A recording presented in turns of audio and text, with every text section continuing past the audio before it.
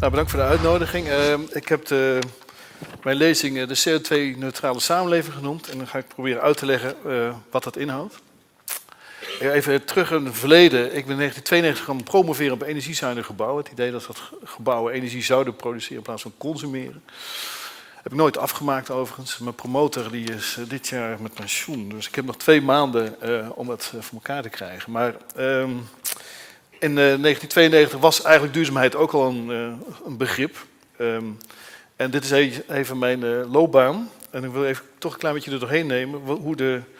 Hoe duurzaamheid ook zich gedraagt in de cirkels, zou je kunnen zeggen. In 2005 bijvoorbeeld was het blad Duurzaam Bouwen. Het bestond toen 10 jaar. Dat werd opgeheven omdat niemand geïnteresseerd was in bouwen, in duurzaam bouwen.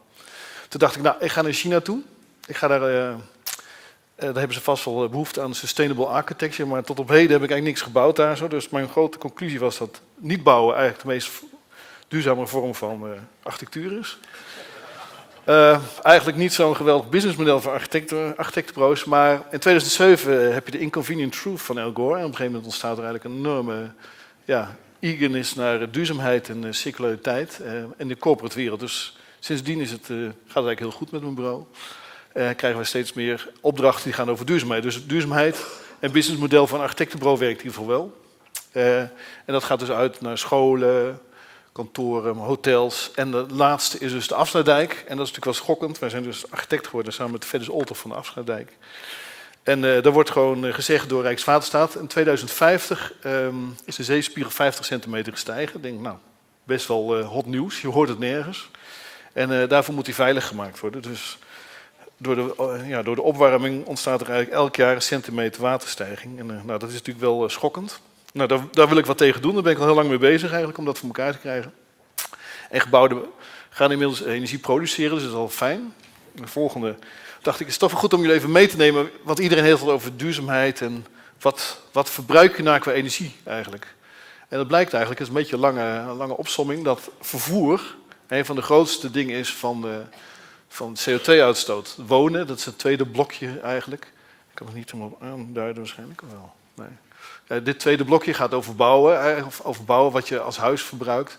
Dit gaat over onze spullen die worden vervoerd. En dit gaat over landbouw eigenlijk, wat voor energie landbouw teweeg brengt. En als je dat opsomt, dan blijkt dus dat ongeveer 41% gaat over vervoer, 23% over wonen en 28% over goederen en voedsel. Dus nou, u ziet, dit is de verhouding. Stel voor dat we met z'n allen alles CO2-neutraal krijgen, of in ieder geval het bouwgedeelte goed krijgen, dan hebben we natuurlijk nog een heel ander probleem, want dan zijn we er nog lang niet eigenlijk. Nou, hoe ga je dat dan oplossen? Dat is een studie die we hebben gedaan in 2008 voor de Rijksbouwmeester. Die zei, maak een gebouw op de Zuidas voor 1000 ambtenaren. En kijk wat er met duurzaamheid gebeurt. En wij dachten van, ja, god, dat is allemaal wel leuk, maar misschien moeten we die studie wat verder uitbreiden. En wij hebben eigenlijk geconcludeerd dat, misschien het handig is om dit aan de bovenkant te laten zien. Dit is eigenlijk hoe de huidige stad georganiseerd is. Alles is naast elkaar georganiseerd. Het wonen, het werken, voedselproductie is allemaal ver uit elkaar. En daardoor heb je allemaal verbindingen eigenlijk nodig door middel van vervoer. Dus we hebben gezegd, wat zou er gebeuren als je dingen zou mengen? Als je functiemengen zou hebben, veel meer op kleinere schaal, steden anders zouden willen organiseren.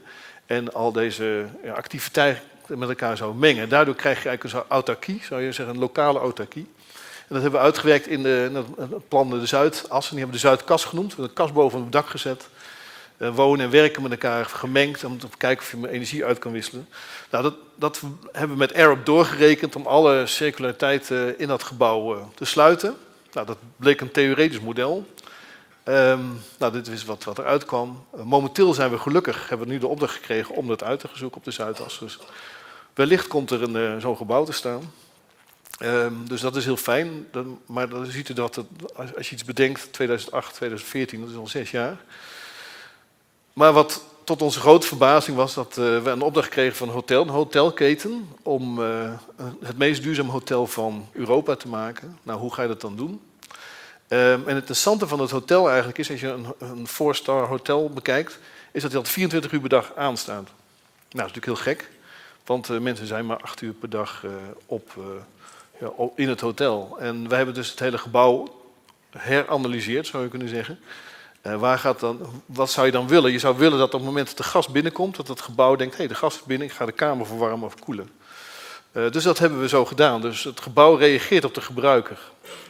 Dus in plaats van dat het gebouw continu aanstaat, gaat het gebouw eigenlijk reageren. Dus elk kamertje heeft dus nu een schutting gekregen, hoe noem je dat? Een luik eigenlijk, die dicht gaat. Dus automatisch gaat het luik dicht.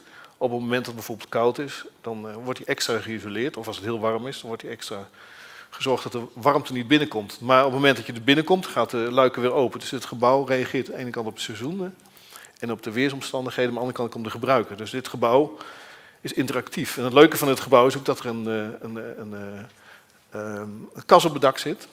En we daar proberen met alle mogelijke middelen alle kringlopen te sluiten. Dus het eten wordt deels daar geproduceerd. We hebben dichtbij boeren die gaan produceren voor ons. Het afval dat we verwerken weer tot vergisting. En dan maken we weer gas van en dan maken we weer energie van. En zo proberen we alle kringlopen te sluiten. En het blijkt eigenlijk dat als je dan op een hotel bekijkt, van de Intercontinental gaat het huren. Die huren dat voor 25 jaar. En daarmee heb je eigenlijk een business case rond. Want 25 jaar kun je heel veel investeren. Het blijkt dus dat het een rendabele investering is, als je dus over lange termijn nadenkt. Voor ons interessant. En wij komen dus ook achter dat bijvoorbeeld waterverbruik, een van de grootste waterverbruikers is degene die het schoonmaakt, want die hebben een kwartier om schoon te maken. Die komen binnen, doen de badkamerkranen open, doen de deur dicht, gaan het stofzuigen. En is alles lekker opgestoomd, dan kunnen ze heel snel de badkamer schoonmaken. Dus niet de gebruiker, maar de schoonmaker gebruikt het meeste water in het hotel. Nou ja, dus het is leuk om na te denken als architect, maar ook als gebruiker om geëigende patronen eigenlijk te doorgronden. Is dat nou wel zo? En we hebben zelfs een nieuwe minibar ontwikkeld. Nou ja, we dachten daar zal wel iemand over na hebben gedacht. Het blijkt dus dat er nooit iemand heeft over nagedacht. Dus nou, voor ons zijn er de nieuwe modellen en nieuwe business cases die eigenlijk belangrijk zijn. Dit is een andere. Over de diversiteit. We hebben een opdracht gekregen van Nature's Pride. Zij verhandelen fruit en ze rijpen fruit en ze verpakken fruit. Ze zetten iets van 200 miljoen per jaar om. En het interessante van dit bedrijf is dat ze zeggen, de consument vraagt tegenwoordig om duurzaamheid. En wij willen dat graag leveren. Dus een deel van onze winsten, die staan we eigenlijk weer af aan de plantages. Die zorgen ervoor dat we goed opgevoed worden, opgeleid, goede gezondheid, dat ze betere producten leveren. Krijgen wij betere producten, krijgen we meer winst. Maar de consument vraagt er eigenlijk om. En de C1000 van deze wereld die zeggen, nou, leverancier, kunt u dat duurzaam doen? En dan moet de leverancier ja zeggen. En het gebouw is een belangrijk onderdeel van die duurzaamheid. Dus dat is een vrouw overigens, die dat heeft opgezet 10 jaar geleden. En die zegt, nou, dat is heel erg belangrijk, dat je nu iets bouwt, dat vervolgens energie-neutraal moet zijn. Omdat dat straks een klein onderdeeltje is van het geheel. En dat is natuurlijk interessant. En dat wordt geïnitieerd door consumenten. Dus er is een hele nieuwe soort dynamiek gaande die op de bouwsector afkomt. Nou, dit is hoe die eruit ziet. En we zijn momenteel bezig om daar windmolens te plaatsen. Dat blijkt heel ingewikkeld te zijn, windmolens in Nederland. Maar goed, er komen er straks 3 langs het gebouw. En wat het interessant is, hier is de afvalverwerking. We hebben 8 verschillende afvalstromen. En die worden weer verwerkt tot energie. Er gaat enorm veel fruit in en afvalfruit en groentes in. En daar kun je dus weer energie van maken. Nou, dat is voor ons interessant. En eigenlijk ook wel het einde van het verhaal. En ik dacht, ik vertel nog even leuk, want we hebben het over architectuur, hè, toch wel eventjes. En dit is een man die bij ons is gekomen en die wilde graag een nieuwe villa hebben. En die heeft een landgoed gekocht van 250.000 vierkante meter. En die mocht een gebouw maken als hij de ecologische hoofdstructuur terug zou plaatsen. Dus dat is hartstikke interessant. Dus die heeft eigenlijk de ecologie aangelegd voor Nederland. En als cadeautje mocht hij een gebouw maken. Nou, dus dit gebouw geworden. En toen heb ik tegen hem gezegd van ja, als je nou toch zo'n gebouw maakt, dan gaan we niet zo'n grote klont in het landschap maken. Dan doen we iets lichtvoetigs. Dus we hebben een heel groot deel van het programma onder de grond gestopt en een groot deel boven de grond laten zweven. En toen hebben we gezegd van ja, als je nou toch bezig bent. En er moest een hele grote parkeergarage in met 6 auto's. En ik zei, heb je die dan? Nee, die ging niet sparen. Nou. Ik zei, nou oké, deze hebben we gehuurd. Een beetje zonde, want hij heeft gewoon een tractor erin staan. En die man onderhoudt zijn eigen landgoed. En toen heb ik gezegd, als je nou 1 van die auto's niet koopt, dan maken we het gebouw helemaal autarkisch. En zo hebben we dat eigenlijk gedaan. Het hele gebouw is helemaal autarkisch geworden. En het is natuurlijk leuk om te laten zien dat duurzaamheid niet alleen maar een soort geitenwolle sok is. Dat het ook een heel ander high-end kan hebben en dat het ook sexy kan worden. Dus dat is eigenlijk mijn boodschap.